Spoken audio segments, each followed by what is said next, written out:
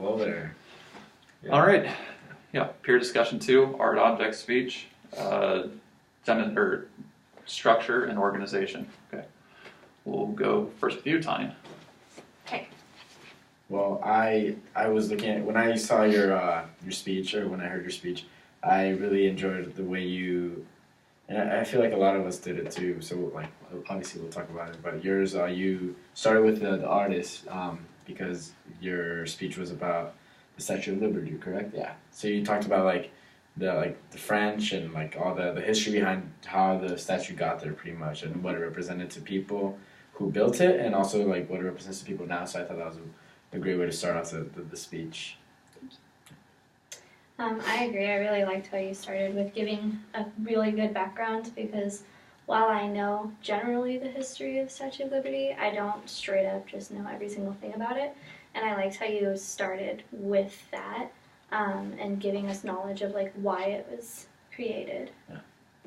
Yeah, I mean, I don't want to repeat what they said, but not just the history itself. I think the most important part of your speech was what it meant to you and how you finished that way. You started off with what was perhaps the most interesting in the history behind like what they thought liberty meant and why it was given as a gift. And then you finished off with a really powerful point on what it meant to you and your family. So I think that was a very intelligent way to like structure your speech and to lay it out going into it. Yeah, the only thing I noticed that you potentially could work on better for like another speech was when you started hitting like just like straight facts from the statue, like the height and the width of certain things. It was kind of very noticeable that you were just like kind of reading it off, and it was a very like you would pause when you were like trying to remember certain things. So maybe that could be better organized so that it's better delivered, I guess. Yeah, that was like kind of like the lull in the speech, I guess. You know, it was like kind of the boring part where you're like, all right, this is what the statue is. Like, yeah, it's this tall, this wide. That stuff's expected to be boring. So I think it's, yeah, like I said, that you started off strong, you ended well, and that kind of mattered more than even the kind of more boring stuff that was in between. But yeah, couldn't have avoided that. Yeah. All right, Andres, you're up next. Yeah, her secret is patience with me. Okay, so I actually did little notes. I liked how you introduced the art piece of what you were going to talk about, and how you began right off the bat, and you didn't make us kind of like guess what you were, if it was the artist or if it was the actual the artist art, You also did give background on it and how it was placed there as well, so that I also like that too, and the way you structure that as well.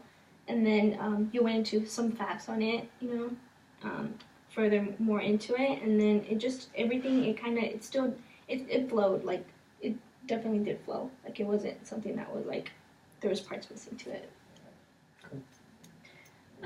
I liked how you gave several different interpretations of what it could be, and how I didn't feel like you were forcing your interpretation of it on me, because you gave so many different ways for it to be interpreted, and I think that was really important in keeping me interested in it, because like I've had my own interpretation of it, and the fact that instead of just doing one interpretation, I didn't tune out right away, because you gave me other ones to think about. And I think that was really important in like making sure that people like stayed paying attention to what you had to say. It's kind of like the way that I saw your structure, the way I broke it up when I saw it again. You started off with what the piece actually was, like what it was tangibly, and then you went on to say what some people thought it could be, and you went on to say what the artist was inspired by, what she kind of wanted it to be. She, you mentioned that she didn't want it to be anything in particular, but she had inspirations for sure. And then you finished off by saying why it was important, saying that there was a piece that was accessible to everyone in Phoenix, that you could walk around and see it. So the biggest thing that I got from that was that it started off with concrete, and it gravitated to the point of being abstract, which is, for something as arbitrary as art, it's a great way to lay out a speech. You're starting with something that's the easiest to understand, the concrete value of it, and you move towards it being more open-ended. And I think that allowed people to kind of like get their feet wet with like what the piece was, and they could think more and more about it as you were talking. Yeah. So it was great job. Thanks, guys. Okay, well, so on to Tasha. You up next? All right. That's Me, the death of progress. Yeah. So Tasha, right off the bat, I did realize that it was missing 30 seconds of the video. He actually has it on there too, like missing 30 seconds. So maybe those 30 seconds were you explaining, you introducing your art object speech and saying what you'll be, talking about. But did you guys catch the sense right away, or did you guys know, like, did you guys realize? Yeah, I mean, I wasn't familiar with the piece, but I think you went into detail right away as to kind of like the history of it, and you talked about the artist too, and then you went, because as far as I'm concerned, the presentation was more geared towards like the actual art rather than the artist, right? Yes. Yeah, but I think it was great that like you also specifically had a particular slide just about the artist and kind of a little bit of history about him, like where he is from, I think you mentioned, and like just some of his other works, I believe you mentioned too. And then you just moved on from that and gave us like that background, and then you gave us the interpretation of the piece and where it's from and all that stuff. So I was able to just kind of understand or be familiar with the piece after the speech. I thought that, because like I said, I was completely unfamiliar with this piece of art or the artist for that sake. Mm-hmm. Yeah, I mean, I was actually surprised that a lot of people also did like a decent portion of their presentation on the artist. And I think that's important though, because to get a full context of what the piece means, you have to understand the artist who created it. I think that's like kind of what my whole thing was about.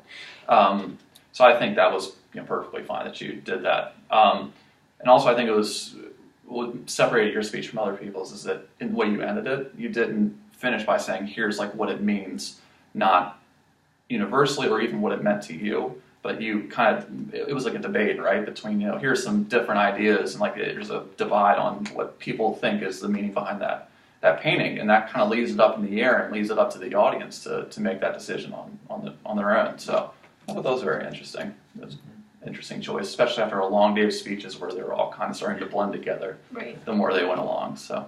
Yeah. Thank you. Okay. That's been released. And me. Bob Ross. Bob Ross. I had like a big old list of what to say about yours, so I'm just gonna keep it short. So for the sake of time. It's that bad you scroll. No, it's actually good stuff.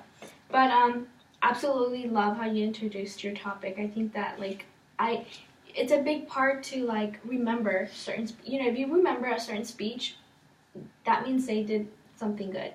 For you to remember. Like you said, throughout the whole speeches, and you remember one, and I think that yours was one of the ones that I, remembered, and for the good, of course. And then, so the way you structured it as well, you did have a little pause in there, which kind of threw me off. Like, I don't know if you were getting emotional on us, like, yeah, that's what came across. That's great, though. I didn't think about that. Yeah, it was like 10 seconds that you just right? Like, is he so deeply invested in? I thought you were gonna cry. I didn't think about that. Like, really? Yeah. That would have been good. That would have been smart. Sorry, go ahead. But I really like, but after that, you hit it hard. You introduced your topic, the artist, right away you let us know, like, it's going to be on him and not on his work of art. And, you laid it out right there, and then you gave background info, like I said, and then you got facts in there as well, like, pertaining specifically to him, and then some of his paintings that later on, helped him define his art and stuff like that. And some of the information you gave, like, I had already knew about this guy, so it was like, but you gave information that I was kind of like, oh, so that's good to know. Yeah. And then, so like you said, you started off good, but your middle part was excellent as well, and then your ending was just like strong as well. So I don't know, I can't find anything bad to say other than your little emotional pause. It wasn't emotional. If that's what you all thought it was, like, that's actually better. I just completely forgot. Whatever. I tried memorizing my speech and I just forgot it. I blanked and I was like, shit. Yeah. Anyway, I guess that helped to like organize it. Like those 10 seconds kind of helped you, because after that, maybe. After that, you like she said, she just kind of. She mentioned that how you, like, right off the bat, just started introducing the artist, his background, which I was completely unaware that he was, like, in the military and all that stuff. Yeah. So that's pretty cool to know, just Bob Ross. And then, just, like, throughout the speech, you gave, like, little hints of, like, it wasn't, like, kind of when I mentioned yours that you, like, were kind of reading off the thing, and it kind of, like, slows it down. But for you, it was, like, small things, like you said at one point that stuck with me was, like, oh, his show that went on a little bit over a decade, and then you just kept going. And that, like, for me, that's information that I just retained. Like, oh, his show was a little bit over a decade, and that wasn't like you didn't tell me, like, you weren't like there telling me like this show was 12 years, like, you know. Right. So Yeah. it was just it was fluid. So that's a good way to organize the speech. Okay.